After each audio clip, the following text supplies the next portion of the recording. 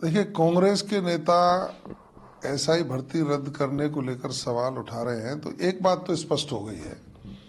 उन्होंने ये स्वीकार कर लिया कि उनकी सरकार के दौरान एसआई भर्ती में बड़े स्तर पर गड़बड़ी हुई थी, तो उसकी दोषी कांग्रेस है।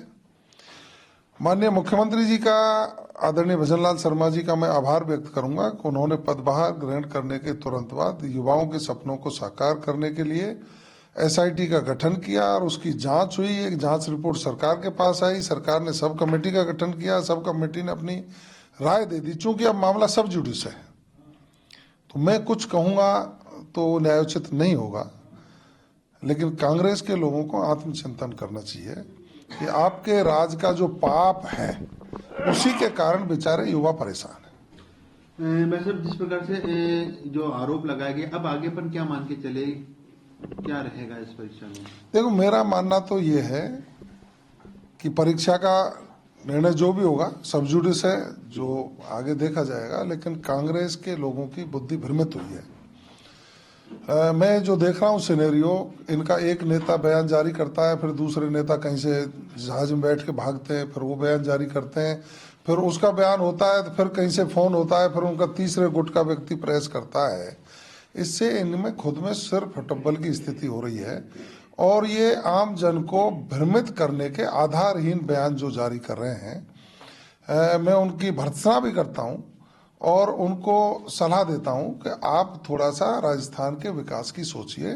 प्रदेश के मुख्यमंत्री जी ने पहले ही वर्ष में राइजिंग राजस्थान करके 35 लाख करोड़ के एमओयू किए हैं, जिनको धरातल पर लाने के लिए माननीय मुख्यमंत्री जी ने टास्क फोर्स का गठन कर दिया, जिम्मेदारियां दे दी, उसका काम चालू है।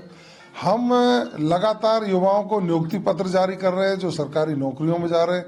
उससे आप तिलमिला रहे हो कि सरकारी नौकरियां दे रहे हैं। आपने क्यों नहीं दी साहब अपने राज्य में?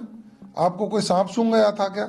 लेकिन चूंकि आपकी सोच युवाओं की विरोधी थी, माननीय भजनलाल जी की सोच युवाओं के साथ है, गरीब के साथ है, महिला के साथ है, किसान के साथ है। इसीलिए किसान सम्मान निधि बढ़ाने की बात करते हैं, फसलों के समर्थन मूल्य बढ़ाने की बात करते हैं, डीजल पेट्रोल के दाम कम करने की बात करते हैं, महिलाओं को सिलेंडर 450 में देने की बात करते हैं, पेंशन बढ़ाने की बात करते हैं, या अच्छी एजुकेशन हो उसके लिए बात करते हैं। ये माननीय भजनलाल शर्मा जी की सोच है।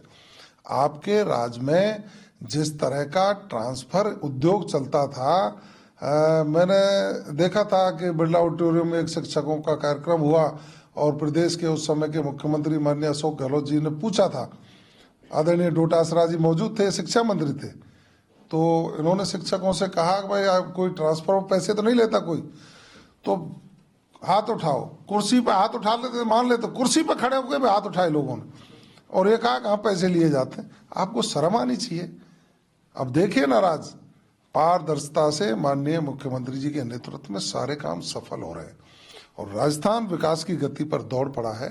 हम आपको भी निमंत्रण देते हैं, आप आइए, सकारात्मक सोच के साथ राजस्थान के विकास में सहभागी बनिए।